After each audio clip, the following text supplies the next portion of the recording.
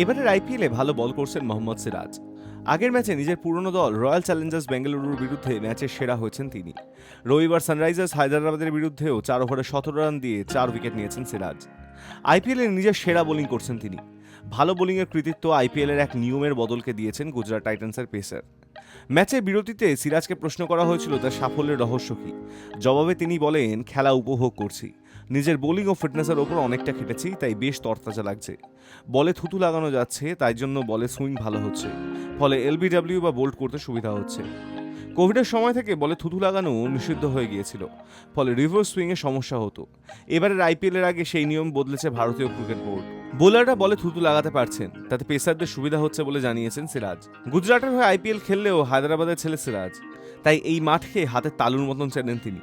সেই অভিজ্ঞতা কাজে লাগিয়েছেন সিরাজ। তিনি বলেন, উইকেট একটু মন্থর ছিল, সেটা কাজে লাগিয়েছি, ঠিক লেন্থে বল করার চেষ্টা করেছি, তবে আমার মনে হয় ওরা 10 রান বেশি করেছে। High news network.